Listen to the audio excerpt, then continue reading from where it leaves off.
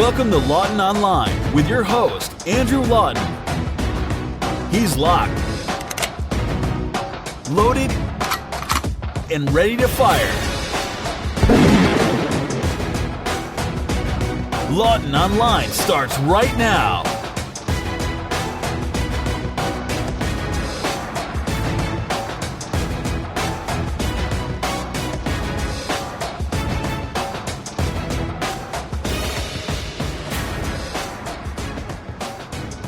Hello and welcome to Lawton Online here on TheRebel.Media. My name's Andrew Lawton. So great to have you tuned in to the show today, folks. We've got lots to talk about today. We're going to be talking about political correctness. We're going to be talking about taxation in Canada. We're going to be talking about all the things that make this country tick in a way that you're not going to get from the mainstream media, I can assure you. But if you are a longtime listener to the program, or if you're familiar with the work I do outside of the podcast, you'll know that one of my favorite beats, if you will, is that of free speech, that of political correctness. And this is ultimately something that has led to, first off, why I like being a part of the Rebel in the first place, because for an outlet that bills itself as fearless, it's something that comes with the territory that we don't kowtow to the norm, to what the elites want you to hear. And I never have. What I find interesting, though, is that this year, and I know this year is only off to a start by a few days, but I'll say the last year, so the last 12-month period, has been one where political correctness has started to cannibalize its most diehard adherents. Political correctness had started to turn on the left. We've spoken in the past on this show about the different grievance groups and the ranking of the different grievance groups, and who wins when you pit this group against this group. And it's more than just, a Christian baker that doesn't want to bake a gay wedding cake. It's ultimately something where winners and losers have to be chosen when you're going to bring in this freedom from offense that people seem to think is ingrained in one's inalienable rights. And I think it's only going to get worse. Now, the funny thing is we get to see the left implode when this happens. We get to see the left start to cannibalize itself and really start to realize the absurdity of the rules that it's created. And we see no greater example of that, I don't anyway, than in academia. I turned to Sudbury, Ontario, which admittedly is not a city I turn to generally for finding out what's happening in the country, but the campus of Laurentian University has really given us an interesting turn of events this week that I wanted to spend some time talking about. Dr. Michael Persinger, a neuroscientist and psychology professor at Laurentian, has been removed from a first-year psychology class. It's a class that he taught up until earlier this school year and was pulled from because a student was offended. Now, when you hear what they were offended by, it makes even less sense. He's a psychology professor. Psychology is the study of the human mind. And what better way to study the human mind and to explain the human mind than by showing students firsthand how it works? And that's precisely what Dr. Persinger wanted to do.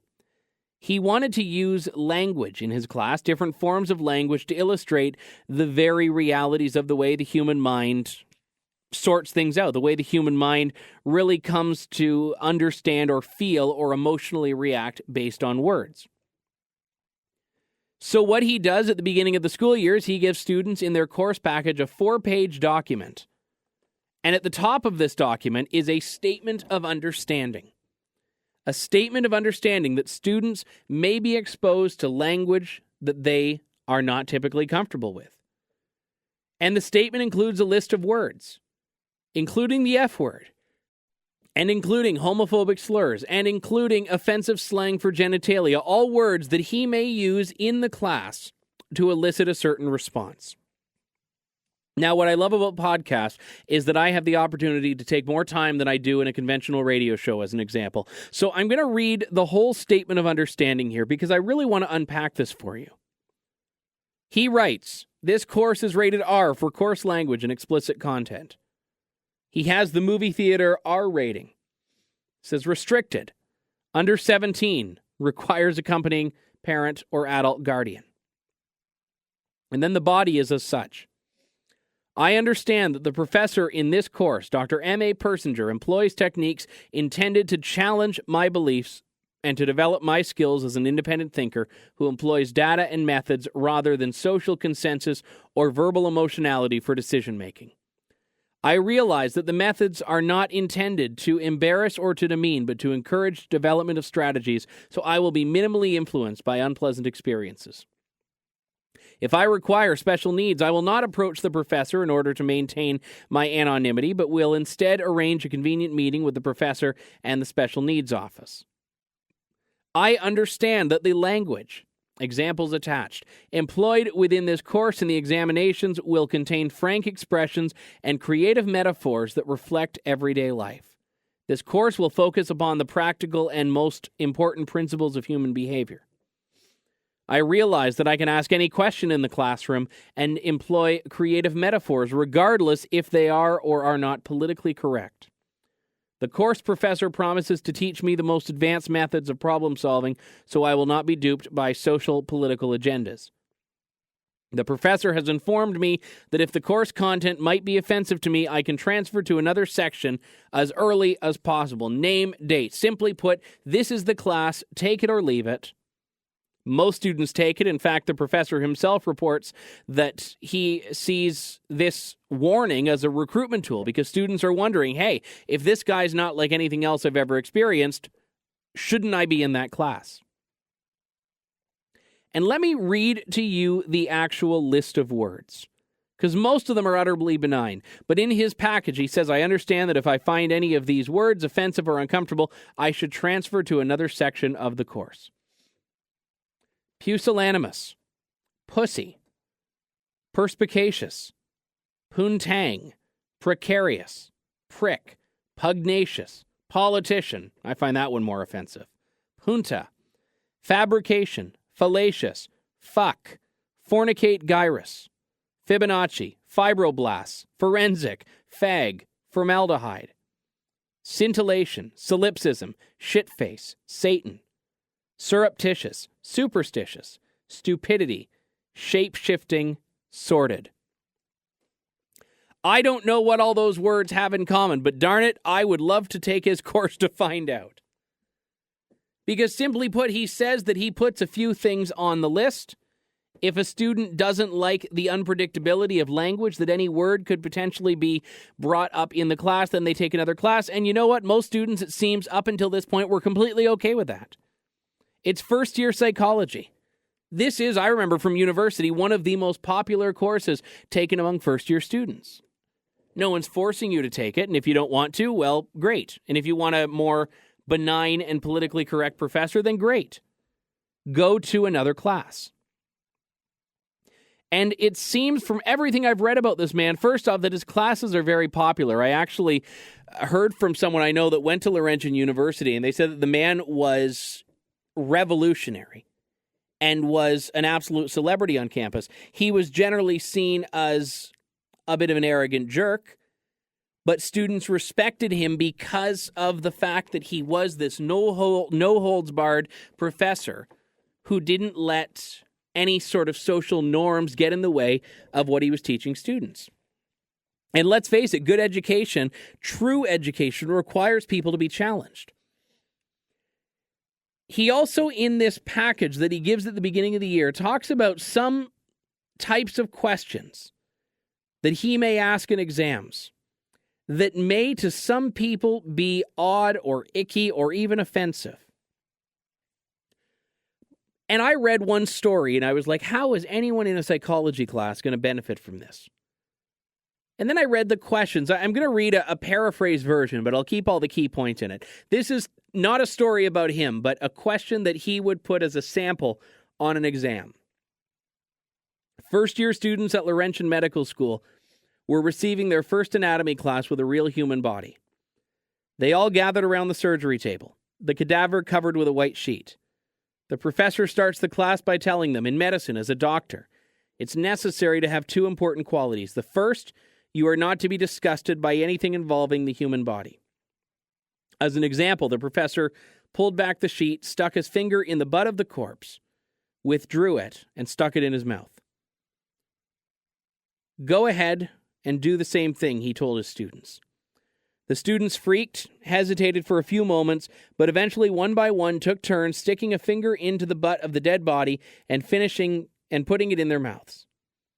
When everyone was finished, the professor looked at them and said, "The second most important quality is observation." I stuck my middle finger in and sucked on my index finger. Now learn to pay attention.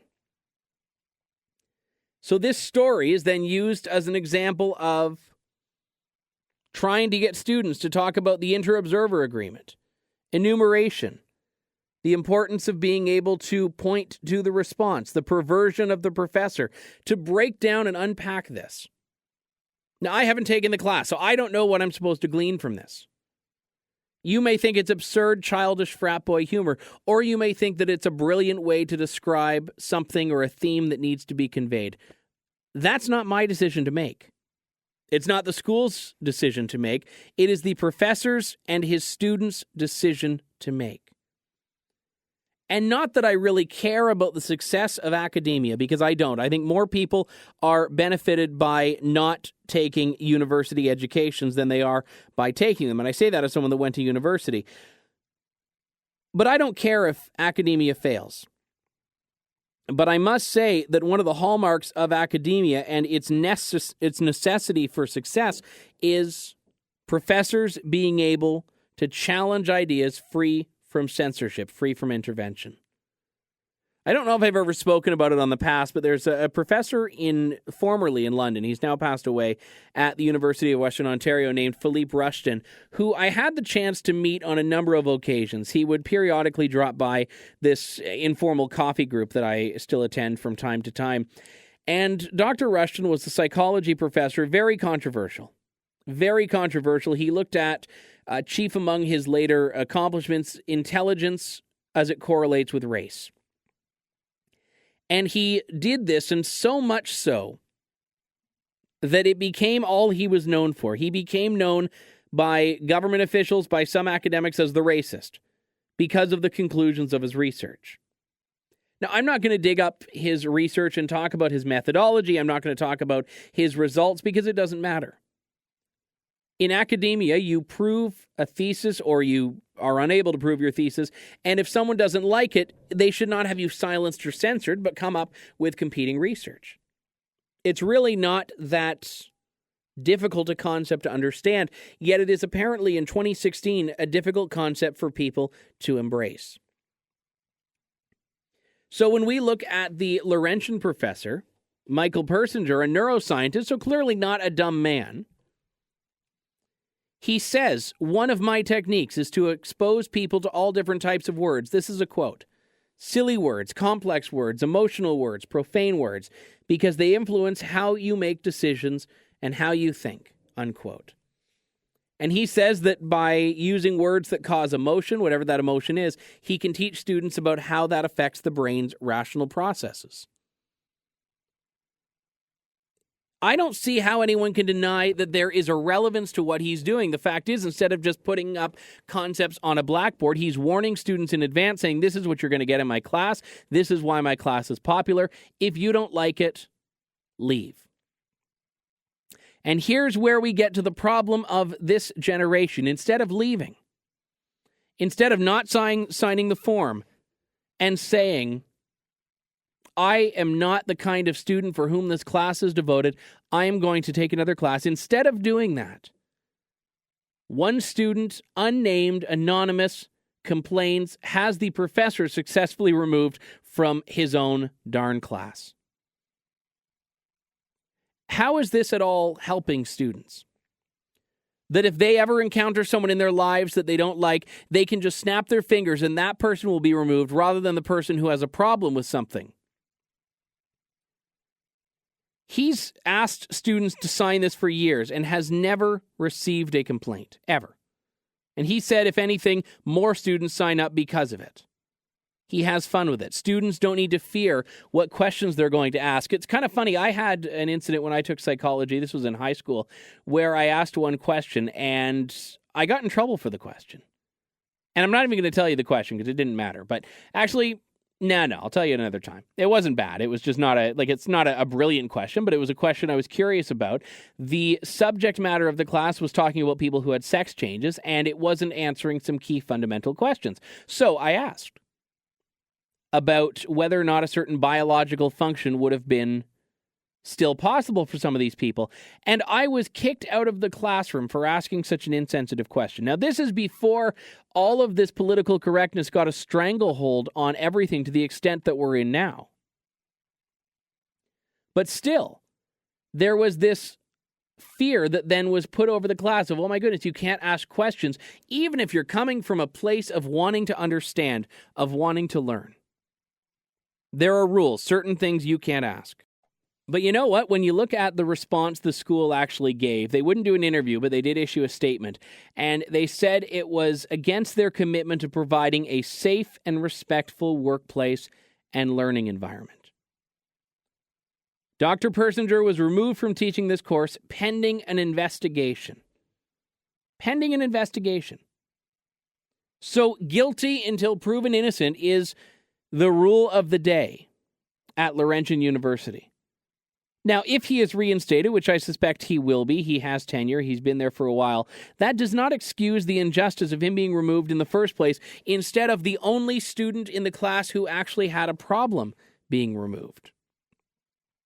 And what's been interesting here is that we can trace back the progression that political correctness seems to have here. You know, from children not being able to fail and everything being acceptable, and you just sort of have to play all day and you don't really need to succeed that much in kindergarten and younger grades, to then moving up and up into some students in elementary school not being able to fail. You just have to try. And then that's moved into high school where, you know, now a lot of high schools in North America for several years now haven't really been able to give students a failing grade. Because you don't know their circumstances, you don't know how hard they tried, and you don't know yada, yada, yada. And then universities. It's all about feelings and safe spaces, and in the case of one university in the U.S., having students have a room where they can go and play with puppies and listen to, this is a serious story, play with puppies and listen to common music if they are challenged by a debate going on. This happened a couple of years ago where a feminist was debating an anti-feminist, and they thought students might be so disturbed by hearing conflicting ideas. They needed a literal safe space to go. Give it a couple of years, actually it's already there. And this will be something that people are trying to eradicate from the workforce. You can't do your job? Well, clearly change the job. Your boss has a comment that you think is a little bit too critical? Well, clearly the problem is that your boss needs to go through some form of sensitivity training. Thank goodness the union representing professors at Laurentian is defending him. They said his academic freedom has been violated and have filed a grievance against the school.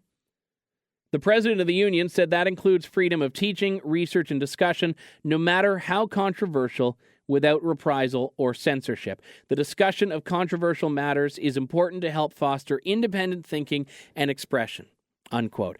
I would extend that to be not just about teachers, professors, educators, but about people in general. Freedom of speech does not need to exist for benign speech. Freedom of speech does not need to exist for ideas on which everyone agrees. It needs to exist for people who are going to rock the boat. Because that is the inevitable conclusion of the ideas they put forward, or because they're motivated by nothing other than a desire to rock the boat. It really doesn't matter. And the problem now is that 2016 has brought us a time in which political correctness is a cliche. People just say, oh, political correctness run amok. And by the way, usually it's true. Usually that is what's happening.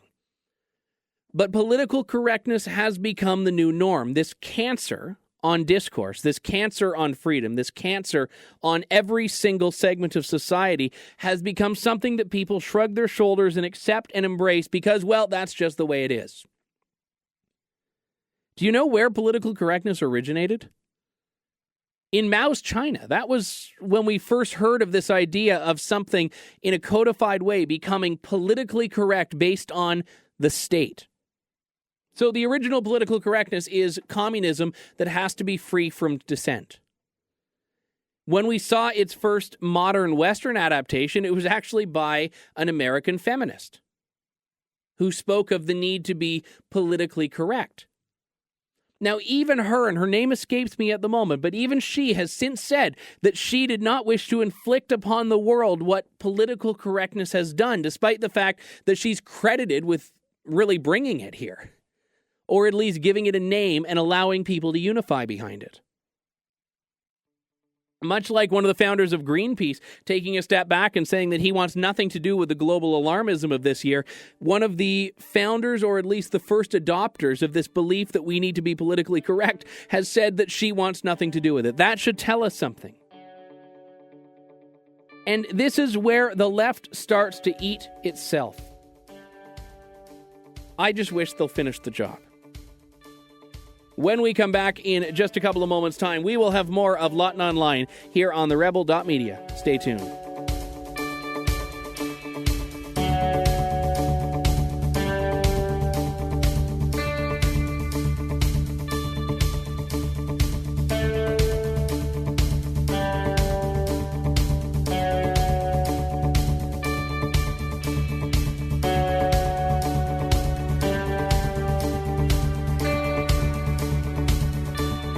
He's unapologetic, unwavering, and unafraid to take on the left's sacred cows. He's Andrew Lawton, and you're listening to Lawton Online on TheRebel.Media.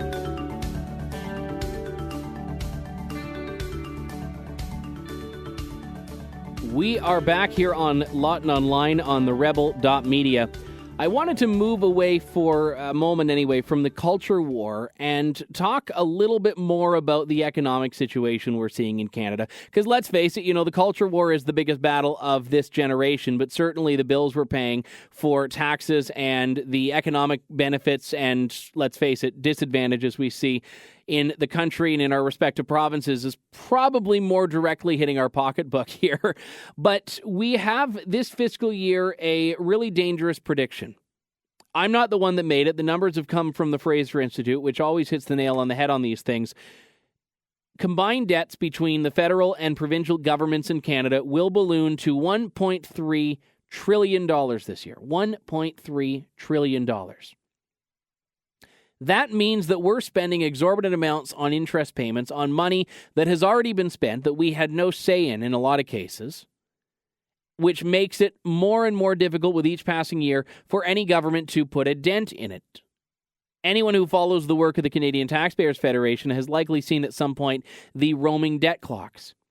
These are these very rapidly spinning wheeled, it's digital, but figuratively anyway, contraptions that go around provinces telling people and warning people of how much the debt is rising and how much your share, my share of that debt is.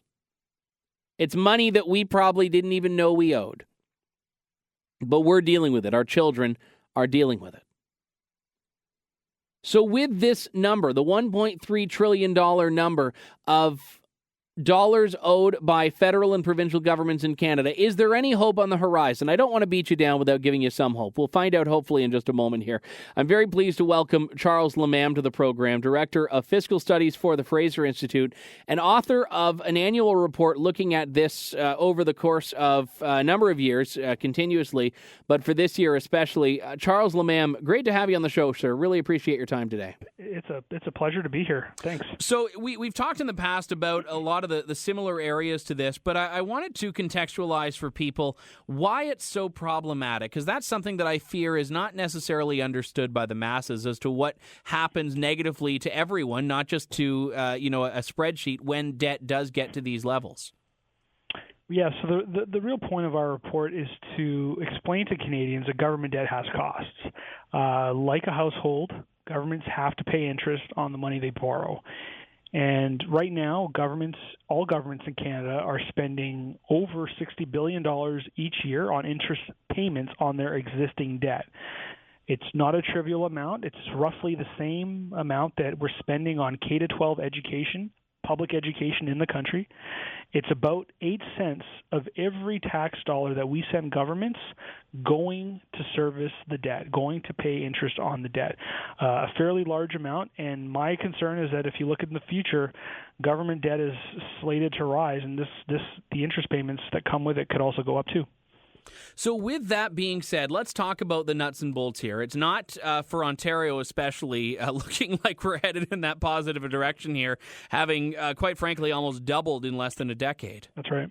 No, Ontario is it's a concerning province for many, including myself. Here you've got a province basically almost doubling its debt load in the short span of only 8 years, which is quite remarkable. If you look at the debt, the provincial debt, it's about $21,000 per resident in Ontario. It's a substantial amount. If you look at the debt to GDP ratio, relative to the provincial economy, it's the second highest in Canada, and it's only going up.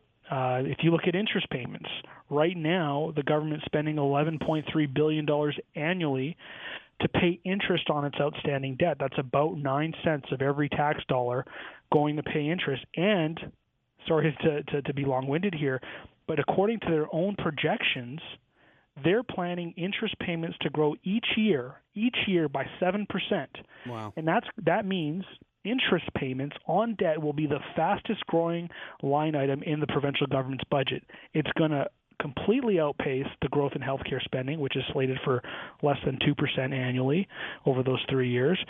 Education spending is going to basically stabilize, but then you've got interest payments going up almost 7%. Wow. And to go back to the debt to GDP ratio that you just mentioned, as I understand it, we're looking at roughly 2/3 of the GDP that combined federal and provincial debt makes up as a share of the economy. So 64.8%. Help us contextualize that problem with that ratio being as high as it is. Well, there's no magic number for when that ratio becomes a huge problem. So I want to be completely upfront with your listeners. But there is a growing body of economic research that's tried to pinpoint what the effects are over the long term. In the short term, governments have to pay interest payments on the debt, and that takes away from the other programs that Canadians value. Over the long term, research is finding that a high level of government debt and growing level of government debt can actually reduce economic growth. It can do so in many different ways. And that, to me, is the concern. Now, there's been some research that has found that, 20% federal debt to GDP ratio is a problem, or 90% as a share of GDP is a problem. There's no particular number that holds consistently for every country, but the consensus, though, is that a growing share of government debt to GDP is a real problem. Now, the study looked at, obviously, the provincial numbers as well as the federal numbers. Where are the bright lights in the mix here? Are there any provinces that really deserve kind of commendation for how they've handled this? Well, the sad thing is that if you look around the country right now, we've got a federal government that has basically fallen back into deficit this year after recording a small surplus last year. And the federal government's planning for more deficits into the future. If you look at 8 out of 10 provinces, we've got operating deficits there. BC and Saskatchewan are somewhat of an outlier, a positive outlier, but even then they're still increasing government debt because in many cases governments are embarking on these pretty ambitious capital expansion plans which they expect to finance using debt. So there isn't really a major bright spot in the country. Even provinces like Alberta, historically a net asset province, that is, the value of its financial assets exceed government debt, but now Alberta next year is slated to become a net debtor. So really across the country, I think there's cause for concern because of the current state of government budgets, and almost all governments are planning for more deficits and increased debt in the future. I guess one final question I'd pose to you on this is when you get to a point like this, when so much of the budget is devoted to just managing the existing debt, does that not make it harder to get out of it? It does, and we've seen what happened in the past, and up into the early 1990s, Canadian governments were struggling with debt and to manage their debt. We're on the verge of a debt crisis. We had over 1/3 of federal revenues going to pay interest on federal debt. I mean, that was there's a different time, but it resulted because governments didn't take deficits seriously or deficit elimination seriously. It started off with a couple years of deficits, but then we had a period where federally we had over a generation of year after year deficits. And that's my concern, that the dreaded D word is no longer the case. We're seeing this deficits become the new normal mentality. Governments aren't taking debt seriously, and little by little things can spiral out of control. And that's really why we need to start thinking about getting our fiscal houses in order federally and right across the country in all provinces to ensure that if there's an economic shock, and there could be down the road, that we're better prepared for it. But if we're, for 7 years out of the recession and still running deficits and increased debt plan for the future, that's not a real good place to be in if things turn sour.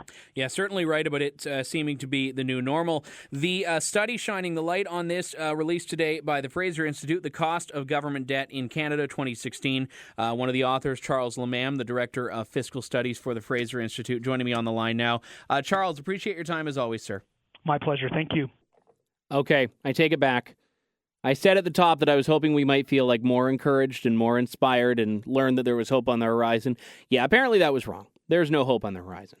If you're listening from a province that's not Ontario, you're in a bit better situation. But let's be perfectly candid here. Alberta, which was once the good one, is not exactly doing well. I'm pinning all the hope on you Saskatchewan people out there. If you're from Saskatchewan, we need you to just be the flag bearers of good economic management in this debt-forsaken country here. And where is the end of it? We're dealing with governments that don't respect the need to keep their fiscal houses in order, which is the problem. It's not even like we can get everyone to agree that debt's a bad thing. No, they all see debt as the norm. They all see this as just an unavoidable reality and certainly just a stepping stone to economic prosperity. You can spend your way into health and vitality and economic prosperity. This is basically what will be on Kathleen Wynne's and Justin Trudeau's tombstones, or certainly those of our province once they've driven us into the ground, which, let's be real, it's already happened. So I would like to see us have a little bit more... Let me back up here. I want to see the politicians have a bit more respect for what they're doing when they spend us deeper and deeper into a hole. And I want other people to stop just accepting it. This is the problem here, is that so many of us just take it and just take what's given to us and take the hand we're dealt, which I realize we need to do in a lot of cases when governments make decisions. But we need to also start holding government's feet to the fire more. And that's something I don't find the media does at all. Sure, the media might talk about the latest report, the latest study, the latest numbers, the latest update on the economy. But for the most part, the media isn't asking prime ministers about this. The media is not asking premiers about this. No one's talking about debt except for the lobby groups and the people that recognize and have seen the writing on the wall about what happens when debt gets out of hand. They're the only ones that are really demanding answers on this. And me, of course. When we come back in just a couple of moments, we will have more Lawton Online here on TheRebel.Media. Stay tuned.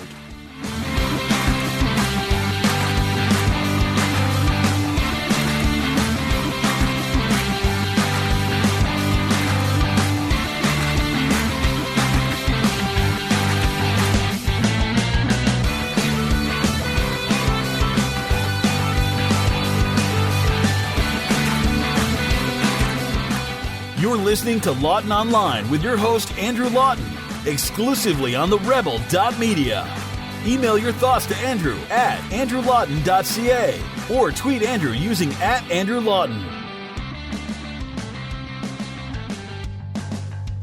And Lawton Online returns here on TheRebel.Media. Thank you so much for tuning in and sticking with me this far here. What would this week's show be without talking about and trying to unpack President Barack Obama's absurd gun position? And I say that not because I am pro-gun and he is anti-gun, although that would probably warrant the comment in and of itself, but I say it because he is a president in desperate need of a reality check. Now, let me try to get to a couple of things here before I really get too deeply into this. For starters, I am a gun owner, I am a gun enthusiast, and I am someone who believes in these nifty things called basic fundamental rights, which basically means that you should be able to go out and buy a gun if you so desire, if for no other reason than the fact that you have the freedom to do so. Even in Canada, It's a little bit harder, but yeah, you do have the freedom to own a firearm. Secondly, I believe that President Barack Obama is someone who uses the Constitution as nothing other than bathroom reading material, and even then he's probably going to pick up the Archie comic, and like anything you read in the bathroom, it's only there because you need something to read, and he really doesn't care about it that much like the way he's viewed the Constitution during his presidency. Now, with all that being said, I am all for reasonable solutions. And you know what? I agree that there is probably some change that could happen in the United States of America to reform the way firearms are viewed and the way the law treats firearms sales and purchases. But I don't believe that's to be done by executive order. I don't believe it's to be done by Barack Obama. And I certainly don't believe that it is going to be accomplished with what happened this week. In case you missed it, which I don't know how it would be possible, but if you did miss it, man, would I love to learn how you did that so I could try it next time. Barack Obama gave his teary condemnation of the status quo with firearms. He got up there, read off the name of every mass shooting since Columbine, from Columbine to Sandy Hook to San Bernardino, Chapel Hill, etc. And he did this in such a way that galvanized Americans in such a way that they weren't already. That's the whole thing here, is that everyone was already on his side. He just got everyone talking about the issue, even though all he had to do was really get up there and say guns, and the same debate was going to happen anyway. But I digress. He gets up there, flanked by families who have survived the loss of someone to gun violence. And it was when he was talking about Sandy Hook, the children in Connecticut gunned down by Adam Lanza, that he started to tear up. And people have said, oh, it was fake tears. No, I believe he was genuinely crying. I believe it genuinely bothered him. I don't think it really makes him that strange a person that the idea of children being killed, innocent children, being slaughtered by a madman would upset him. I think that upsets anyone. It upsets me that happened. The difference is in dealing with it. The difference is in how we respond to such evil and such horror. And the fact remains that we cannot separate reality from the fact that the left believes government is always the answer. The left believes that anytime something happens, a government solution is required. This is the hallmark of the Democratic Party. This is the hallmark of the left in North America, including in Canada, including in the United States. And this is the hallmark of Barack Obama's presidency. No problem is too big for the government to tackle. From healthcare to a failing economy, big government is his answer. Now, we're not seeing tangible results that show any success, but at least we can look at this and look at his time in office and respect his consistency, if nothing else, right? So it's no surprise that he views government as the answer to firearms woes. But here's the thing. What he described, what he wants for the United States of America to reform its gun culture, is not going to do anything that he thinks it's going to. It's not going to accomplish any of what he has set out to actually accomplish.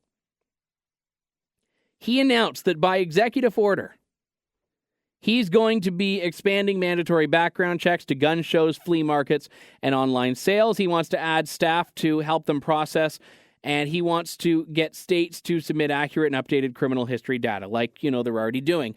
And this was all basically something that he said was going to help keep guns out of the hands of people who don't need them, who shouldn't have them, people who may commit evil acts, people who may commit acts of horror. And he, as the president, has the right to issue executive orders. That's in the Constitution, which is interesting that this is one area where he actually decides to defend things in the Constitution. But again, I digress. But here's the problem. I have to give credit to the Associated Press here, which is not normally a bastion or of right-leaning thinking. But the AP wrote a piece in which they laid out that these measures would not have prevented any of recent history's mass shootings. Would not have done anything. These measures could be seen as crucial to stemming gun suicides, which is about 2/3 of gun deaths. And let's face it, if the people don't shoot themselves, they're going to kill themselves in another way. But a review by the AP said these would have had no impact in keeping firearms from the hands of suspects in the deadliest mass shootings. The shooters at Sandy Hook and San Bernardino used firearms bought by others, so background checks wouldn't have made a difference. The shooters legally bought the guns, but then they were stolen or taken unlawfully by the shooters. In Aurora, Colorado, and the Navy Yard in Washington, D.C., people undergoing mental health treatment were cleared to buy firearms because background checks didn't look to mental illness. That's a problem with something else, absolutely, but not something that Obama is fixing. And that's something that he actually could have gotten approval to fix if you put in mental health issues as a grounds for not being able to purchase a firearm. The suspect in the Charleston, South Carolina shooting should have been flagged given his history, but errors and the delays in the system cleared the way for his purchase. Again, so government isn't even able to actually process what it's supposed to be doing now. And here's where Barack Obama gives the age-old trope that needs to be shot down, no pun intended. He says, quote, "We maybe can't save everybody, but we could save some," unquote. And this is a very dangerous comment. This is the equivalent of, if it saves just one life, it's worth it. Used to defend big government tactics anywhere and everywhere. If it saves just one life, it's worth doing it. Really? If that's the threshold, saving one life, my goodness, do I have so many different ideas we could put in place. How many lives do motor vehicle collisions take every year? We could save a whole bunch of them by banning cars. How many lives are lost because people cling to a radical Muslim ideology? Well, we can ban Islam. That's gonna save a couple lives. How many lives are lost because of people bungee jumping and it goes wrong, or going to do some extreme sport and it goes wrong, or, windsurfing or parasailing? I just take all your extreme sports in there. That surely causes a couple of lost lives every year. Let's ban those. How many other things can we ban that might just save one life? And is it worthwhile? Is that the threshold to save one life? No non-natural death is allowed. Not that I'm one of these people that tries to bring the debate to this place every time it comes up, but how many lives are lost to abortion every year? And that's not something that seems to concern Barack Obama. Not that I'm making a comparison there, but just that it's stupid to invoke this pro-life argument when you don't really mean it, when actually the argument is simply one rooted in being anti-gun. It's one rooted in being anti-firearm, and that is rooted in being anti-freedom. Against the freedom of law-abiding, safe, trained, certified individuals from owning a firearm, when it causes, in the vast majority of cases, no harm to anyone else. And in a number of cases, hundreds and hundreds and hundreds, if not thousands a year, guns actually save lives when they're used to stop crimes from being committed. But here's the thing that the left will never admit. They do not want a reasonable compromise. The left does not want a reasonable measure that protects the rights of gun owners and also protects public safety at the same time. No, the left does not want that, nor does it care about that. The left wants the quickest road to banning guns. The left wants the quickest road to making it so that no one can go out and have a firearm, no one can buy ammunition, no one can go target shooting, and they'll say, well, I'm okay with hunting rifles, but, well, a gun's a gun. If you really want to kill someone, you could take your hunting rifle and go down the street and open fire. The left just doesn't like guns. And this is where you'll never get them to admit that that is, in fact, their end game. And as much as even pro-gun Canadians like to slag, and I hear it all the time, the NRA, say, oh, well, the NRA is too absolutist. They're too all or nothing. The reason is that they know they are going to be victims of incrementalism. The NRA knows that gun owners in the United States of America are going to become victims of a creeping and encroaching line that every couple of years advance further and further to block the rights of gun owners. So this is why gun culture in the United States has become so polar. Because you can't have a happy medium when you're fighting against people who want you to have all of your rights taken away. And I've got to give somewhat of a confession here. I don't think that the gun dilemma in the U.S. is being solved the way it should. But you know what? Kathy Shadle at Tacky Magazine and blogger at 5 Feet of Fury, she wrote a phenomenal piece a while ago in which she really unpacked what the gun stats mean. Shadle wrote in one of her pieces recently, I think it was back in November, she said, the United States is home to more than 300 million people of every race, language, and creed, many of whom are heavily armed. Especially given this non-homogeneous consistency, 10,000 homicides a year isn't a badge of shame. It is a damn miracle. And she writes that since 1965, the assertion that the U.S. has the highest murder rate of any industrialized country is an artifact of what she says is politically motivated Soviet minimization designed to hide the true homicide rates. And she also says, frankly, America should carve that 10,000 number onto the Liberty Bell. And here's the thing. 10,000 in a country of over 300 million, not a huge number. Most gun deaths are urban homicides. Obama referenced in his speech that it happens every day on the streets of Chicago, seemingly ignorant to the fact that Chicago saw more gun crime when it tried to ban handguns, which was the most laughable part that was absent from anything he spoke about at that press conference. 70% of all American gun homicides are from 11 cities. Los Angeles, Jacksonville, Detroit, New Orleans, Chicago, Miami, Orlando, Omaha, Atlanta, Aurora, and Dallas, with a weekly rate of 30 shootings. This means that we're dealing with a demographic problem. We're dealing with a problem of crime and gang violence in urban communities. We're dealing with, in a lot of cases, an ethnic problem. If you look at the divide down there, it's not a problem with the actual tool. Heck, we can actually see in the UK right now where some communities are actually trying to get people to turn in knives. Kitchens are switching the style of knives that they use. And there's actually been a talk of having regulations on who can buy cooking knives. This is what it's going to. You can't eradicate the desire that some people have to be evil. Or not even desire, but the reality that some people are. You just can't. You can try. But it's not going to get you anywhere. It's not going to accomplish what you think it's going to accomplish, which is this sanitization of all the evil of the world, purifying the world, because you've managed to take away that hunk of metal that can be used to send a projectile into someone if you really want, or if you're like me, into a target at the end of a range. So is there an answer that we need to find in the U.S.? I'd argue, yeah, the status quo is not working. I think when you have states that are tasked with making laws for how easy something is to access, but no borders between states, it is seemingly absurd to say that you are controlling guns. So why bother to control the firearms that can be owned and purchased by those who actually have a deference and respect for the law?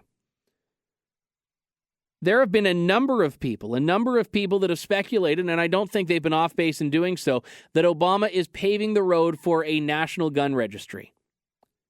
Canadians even were looking at this and hearing this news and reading these stories and saying, ha, ha, ha, been there, done that, got the t-shirt, stay the hell away. There is no way this is going to work. And let's forget about the Second Amendment for a moment. Because there are some lawmakers that are saying, look, hey, I'd love to do something, but hey, it's the Second Amendment. We can't do anything about it. And if you were, you have to amend the Constitution, not do it by executive fiat, which is exactly what it is. But forget about the constitutional argument. The fact is, come up with a better suggestion. Come up with a better suggestion. Even if you manage to flip a switch today and say guns in the United States are against the law, we are moving further and further towards a time when you can 3D print yourself a gun. You have more guns per capita, including handguns, than most other countries in the world, which means people can trade and buy and sell, and you're never going to eradicate the problem from within your midst. And more importantly, why should you? Any move will only serve to disarm the law-abiding public, who is safer with a gun than a dangerous person with a gun is. It sounds stupid to boil it down to such a simple dichotomy, but it is necessary, and one that is so not understood by the people who are regretfully tasked with making the decisions about who should have access to these tools. And even if you look at media coverage on it, they're not calling them guns or firearms, they're calling them weapons.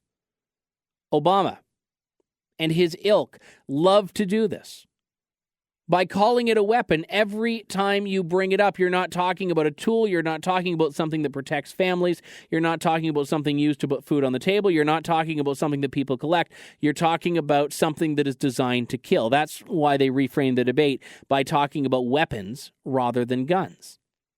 It's a subtle distinction, and one that I wasn't even aware of until I actually got or started to work through the process to get my firearms license. It's when the left uses semantics to its advantage. And sadly, it works because the media doesn't know any better. They just lap it all up. So to go back to Obama's press conference this week, do I believe the tears were real? Absolutely. I believe that he is genuinely choked up about children dying. And you know what? The president is in a rare situation. He can't just look at the news and be sad that things are happening in the country and flip to the next channel. He is in a position to do things.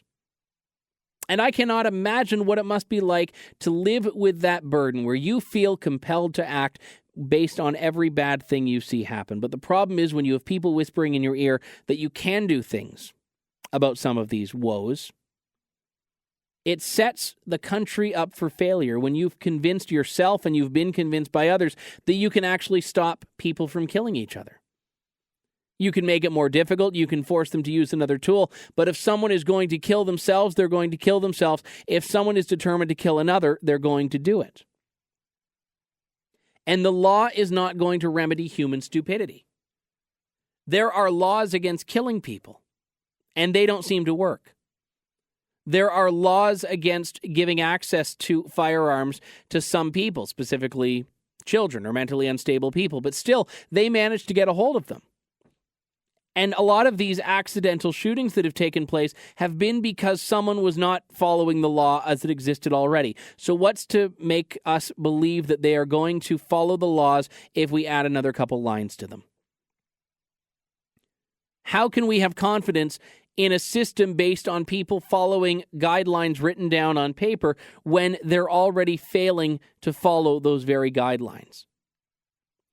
And this brings us back to what the true motivation of the left, the true aim of the left is here, which is to ban guns, because the regulations will do nothing.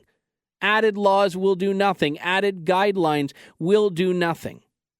A total ban on guns will do nothing either. But you know what? It'll make the left have an easier time at night sleeping. Same as the needless disparities in classification of different firearms in Canada. This one looks scarier. We'll call it restricted. Well, this one, which is the more dangerous one, is non-restricted. I joked on my show a little while ago about the fact that you can go out and buy a .22 long rifle handgun in Canada with a restricted license for a couple $100. But if you get shot by a .22 handgun, there's probably a good chance you're going to survive that. Meanwhile, you can go in and get off the shelf with no registration a .50 caliber sniper rifle, which shoots a bullet as big as your fist. Not actually, but a very big one. A couple kilometers away. Is our system really helping Canadians stay safe? I don't think so. When we return in just a couple of moments' time, we will have more Lawton Online here on TheRebel.Media. Stay tuned.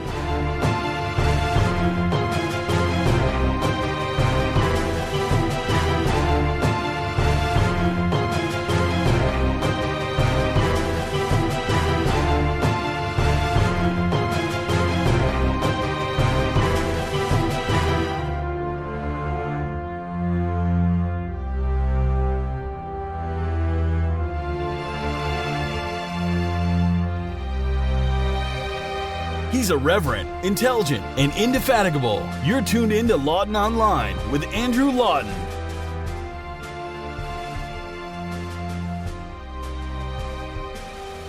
We are back here on Lawton Online on TheRebel.Media. Bit of a throwback to a topic we started off this show with, talking about the Laurentian University issue and the trigger warning that ended up getting a professor suspended temporarily pending investigation, even though, by the way, had he not offered a trigger warning, I think that's also an offense with the political correct crowd. I don't know. But I became aware of a trigger warning that the Canadian government is apparently responsible for that I wanted to talk to you about here. And it has to do with an issue that was frequently brought up during the election campaign by Justin Trudeau and Thomas Mulcair. And that's an inquiry into missing and murdered Indigenous women. Now, I don't want to get into the whole MMIW discussion here, mainly because I really don't think it's that relevant. Most of these cases have been solved. A lot of the cases are ones where we can look at Aboriginal men as being the problem, and a national inquiry is not needed when you have police investigating, which was exactly what was happening. So the idea of an inquiry was never really a necessary one, but I digress. We can talk about that on another show. The fact of the matter is Trudeau was elected in part because of a promise to call a national inquiry immediately, and he's doing that. The government's launching a national inquiry. But the problem with this is that apparently people need a bit of a warning if they're going to be talking about or reading about such an issue. I kid you not here. This was something that I picked up on by reading a piece that Kelly McParland wrote in the National Post. He writes this piece, I think it's a few times a week, Reasons to Fear for Humanity. And this was one of these very reasons that he laid out here. You go to the website of Aboriginal Affairs Canada, and you're given a banner, National Inquiry into Missing and Murdered Indigenous Women and Girls. And there's a painting of a shirt with no one wearing it. I don't know what that is meant to symbolize. And underneath it, it has, I kid you not, a trigger warning. I'm going to read the whole thing here for you. This website deals with topics which may cause trauma to readers due to its troubling subject matter. The Government of Canada recognizes the need for safety measures to minimize the risks associated with traumatic subject matter. A national toll-free crisis call line has been set up to provide support for anyone who requires assistance. This line is available free of charge. 24 hours a day, 7 days a week. Please call, and then it gives the number if you or someone you know is triggered and needs help or support while reading the content on this website. So not only is there a trigger warning for people who may feel disturbed by reading about something that has happened in Canada, but a 24/7 hotline that the government is funding for people to hold your hand and talk you through it if you feel sad by something you read online. This is begging for a trolling. This is begging for someone who doesn't like how the new Star Wars movie ended to call in and say, I need help, walk me through it, hold my hand, sing me a lullaby. I don't want to minimize PTSD because I recognize PTSD is an important issue, but I also don't think that we can sanitize the entire world from something that may be quote-unquote triggering. Hey, why don't we put trigger warnings on cereal boxes? Because you know what? The jagged edges might remind you of shrapnel if you were a war vet. Why don't we put trigger warnings on the covers of every movie? Because, well, after all, I mean, movies can be very realistic. It can be very scary or shocking for you. Why don't we put trigger warnings at the top of Justin Trudeau speeches? You know what? As a survivor of a suicide attempt, sometimes it makes me want to blow my brains out if I hear him speak for too long, so I could probably benefit from a trigger warning there. Why don't we warn people about the possibility of a risk befalling them anytime they get up in the morning? Let's just program a trigger warning into your phone where right before your alarm goes off, a trigger warning pops up, making sure that, hey, you know that something in this world may bother you. Something in this world may harm you. That seems like a pretty good way to solve the problems, isn't it? Just warn everyone that there is always danger lurking around the corner. Oh, man. I want to be... Let me clarify something. I want to make fun of this.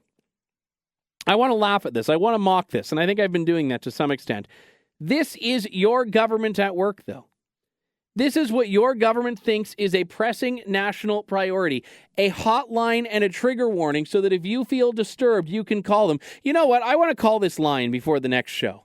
And just see what happens if you call this. What sort of things are they able to help? Are you getting a social worker? Are you getting hold music? Are they going to put you on with some Liberal MP that has nothing better to do to justify their position? I don't know what the answer to this is. But I do know that this is not something that I think Canadians need to be paying for. It is not something that I think needs to be a pressing national priority if you are bothered by reading about the government acting. See, Harper could have done this. Said, well, you know what? This is such a trigger, we're not going to have the inquiry. We're not going to have an inquiry into missing and murdered Indigenous women. That's going to help people more because, well, you know, if you need a national therapy line, I think it's safe to say you probably have more underlying problems than reading about what has happened in the past to Aboriginal women, which, yes, is tragic, but is not a national controversy, is not a national phenomenon that needs to be addressed and will be addressed by the inquiry. I don't know what the inquiry is going to resolve or reveal. I mean, we already had the massive Truth and Reconciliation Commission, which I thought was supposed to be ultimately the be-all and end-all of understanding the root of Aboriginal issues by delving into the residential schools crisis. I guess we'll just keep doing a commission after commission after commission and just, after all, keep the people working at the crisis support line employed. We've got to take a farewell break for the next week here, folks. But I want to say to you all, thank you very much for tuning in. If you want to get in touch with me to talk about anything that you heard on the show or perhaps didn't hear on the show, you can email me to andrew@andrewlawton.ca or, of course, tweet me at Andrew Lawton, and I always like to hear from you. And, you can find me on Facebook. You can do all sorts of things here. Let's have some fun, people. When we come back next week, lots more Lawton Online here on TheRebel.Media. Thank you, God bless, and have a good week, Canada. Thanks for tuning in to Lawton Online. Check out the Rebel.Media for lots more fearless content and commentary.